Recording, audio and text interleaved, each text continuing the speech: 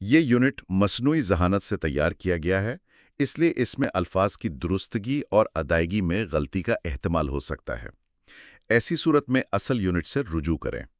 Maulana Azad national Urdu university کے centre for distance and on line education کے تعلیمی پروگرام میں آپ کا خیر مقدم ہے۔ یہ آڈیو یونیورسٹی کے کاپی رائٹ شدہ خود اکتسابی مواد سے تیار کیا گیا ہے۔ یہ مواد مولانا آزاد نیشنل اردو یونیورسٹی کے AI کی مدد سے تیار کردہ آڈیو سیریز کا حصہ ہے۔ تو آج ہمارے پاس اسلامی دنیا میں سائنس کے سنہری دور کے بارے میں کچھ بہت دلچسپ ماخذ ہیں۔ ہمارا مشن یہ سمجھنا ہے کہ علم کا یہ دھماکہ آخر ہوا کیسے؟ جی، کیونکہ جب ہم 8ویں صدی سے شروع ہونے والے اس دور کی بات کرتے ہیں تو یہ صرف آپ جانتے ہیں پرانے یونانی علم کو محفوظ کرنے کی کہانی نہیں ہے، یہ کچھ بالکل نیا بنانے کی کہانی ہے۔ بالکل، اور اس کی شروعات ایک حیرت انگیز چیز سے ہوئی: ترجمہ۔ عباسی خلیفہ نے بغداد میں بیت الحکمت قائم کیا، جو صرف ایک لائبریری نہیں تھی بلکہ ایک طرح کا قدیم گوگل ٹرانسلیٹ اور ریسرچ سینٹر ایک ہی جگہ پر تھا۔ اچھا۔ وہاں یونانی، ہندوستانی، پارسی ہر زبان سے علم کو عربی میں منتقل کیا جا رہا تھا۔ لیکن صرف ترجمہ کرنے سے تو کوئی قوم سائنسدان نہیں بن جاتی۔ وہ کون سی خاص بات تھی جس نے اس ترجمے کو ایک تخلیقی تحریک میں بدل دیا؟ یہی سب سے اہم سوال ہے۔ بات صرف ترجمے کی نہیں تھی بلکہ اس پر تنقید کرنے کی تھی، اسے چیلنج کرنے کی، اس میں اضافہ کرنے کی۔ بالکل۔ انہوں نے قدیم علم کو حتمی سچائی نہیں مانا بلکہ ایک شروعاتی نقطہ سمجھا، اور اس سوچ کا پہلا بڑا مظاہرہ ہمیں ریاضی میں نظر آتا ہے۔ الخوارزمی، ان کا نام تو ہر جگہ آتا ہے۔ ان کی کتاب کا عنوان تھا کتاب المختصر فی حساب الجبر والمقابلہ۔ یہ الجبر کا لفظ آج تک استعمال ہو رہا ہے۔ جی، آج تک۔ لیکن یہ صرف نام کی بات نہیں ہے۔ الخوارزمی نے جو طریقہ دیا وہ یہ تھا کہ پیچیدہ مسائل کو چھوٹے، دہرائی جانے والے اقدامات میں توڑا جا سکتا ہے۔ یعنی ایک سسٹم۔ جی، ایک سسٹم۔ یہی سوچ، یہی الگورتھم جو ان کے نام سے نکلا ہے، آج گوگل کے سرچ سے لے کر ہمارے فون کی ہر ایپ کو چلا رہا ہے۔ صحیح۔ تو یہ صرف ایک لفظ نہیں، یہ سوچنے کا ایک پورا نظام ہے جو انہوں نے ہمیں دیا۔ اور پھر صفر کا تصور، اس نے تو حساب کتاب کی دنیا ہی بدل دی۔ اچھا، تو ریاضی نے آسمانوں کو سمجھنے کے اوزار دیے، لیکن زمین پر موجود چیزوں کا کیا؟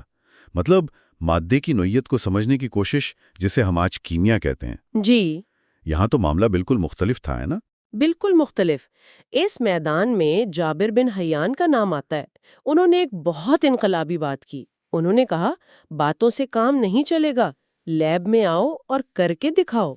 یعنی تھیوری سے پریکٹیکل کی طرف ایک بہت بڑی چھلانگ۔ بہت بڑی۔ انہوں نے کیمیا کو فلسفے سے نکال کر ایک اصلی ہاتھوں سے کی جانے والی سائنس بنایا۔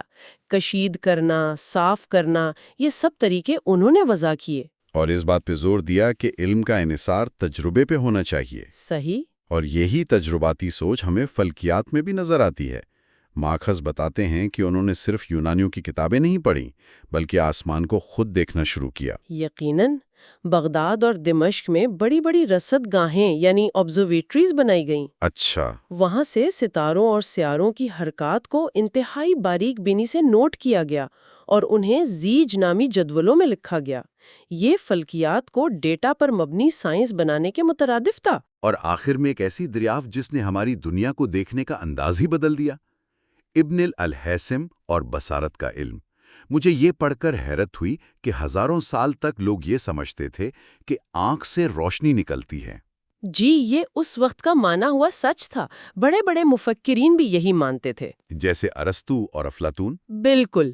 ابن الہیثم نے ایک سادہ سے تجربے سے، جسے آج ہم کیمرا آبسکیورا کہتے ہیں، یہ ثابت کر گیا کہ معاملہ بالکل الٹ ہے۔ الٹ ہے؟ جی، روشنی اشیاء سے ٹکرا کر ہماری آنکھ میں داخل ہوتی ہے۔ صحیح۔ یہ ایک ایسی دریافت تھی جس نے نہ صرف بصارت کے علم بلکہ سائنسی طریقہ کار کی بھی بنیاد رکھی کہ ثبوت مشاہدے اور تجربے سے آتا ہے، کسی بڑے نام کی بات مان لینے سے نہیں۔ تو جب ہم ان سب کو جوڑ کر دیکھتے ہیں، الجبرا سے لے کر لیبارٹری کے طریقوں اور بصارت کے درست نظریے تک، تو یہ ایک واضح تصویر بنتی ہے۔